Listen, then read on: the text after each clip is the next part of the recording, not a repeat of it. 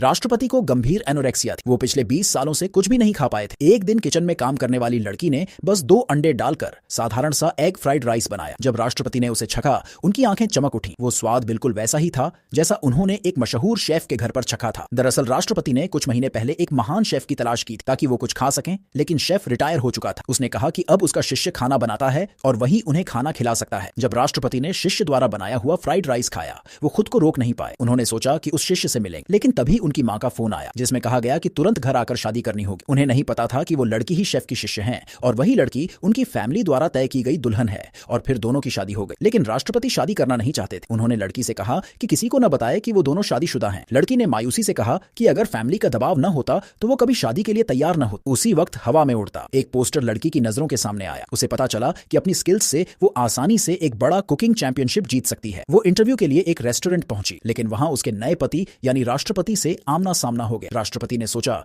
लड़की बस उसे फॉलो कर रही है। असल में वह रेस्टोरेंट राष्ट्रपति का था, पर लड़की ने उसे नजरअंदाज किया और सीधे इंटरव्यू के लिए चली गई। जैसे ही वो किचन में पहुंची, कुछ लोग उसे नीचा दिखाने लगे, लेकिन लड़की ने नाइफ स्किल से सबको हैरान कर। शेफ को डर था कि लड़की कहीं उसकी जगह न ले, इसलिए उसे सिर्फ सब्जियां काटने की जिम्मेदारी दी। तभी एक प्रतिद्वंदी शेफ आया और सबके सामने मुख्य शेफ को नीचा दिखाने लगा। उसने कहा कि उसके बनाए खाने बेकार हैं और उसे चैलेंजेस देने लगा। उसने कहा अगर वो हार गया तो अपने रेस्टोरेंट हमेशा के लिए बंद कर दे। मुख्य शेफ ने चुनौती स्वीकार कर प्रतिद्वंदी शेफ ने ब्रोकली बनाई। मुख्य शेफ ने ककड़ी रोल, जजों ने टेस्ट की। मुख्य शेफ को सिर्फ 1 वोट मिला। प्रतिद्वंदी को 4 प्रतिद्वंदी शेफ ने जीत दर्ज की। मुख्य शेफ ने उसका खाना चखा और हार मान ली। फिर प्रतिद्वंदी ने ऐलान किया, क्या इस रेस्टोरेंट में कोई भी उसके बराबर नहीं है। इसी वक्त लड़की भागकर सामने आई और चुनौती स्वीकार कर शुरू करने से पहले मुख्य शेफ ने उसे अपमानित किया, कहा कि वो सिर्फ सब्जियां काट सकती है और उसे कोई हक नहीं है मुकाबले का। लेकिन लड़की ने सबको चौंका दिया। उसने कहा कि अगर वो हार गई तो कोई भी सजा मंजूर, लेकिन अगर जीत गई तो वो बनेगी। रेस्टोरेंट की मुख्य शेफ ने उसे हल्के में लिया और मुकाबला मंजूर कर लिया।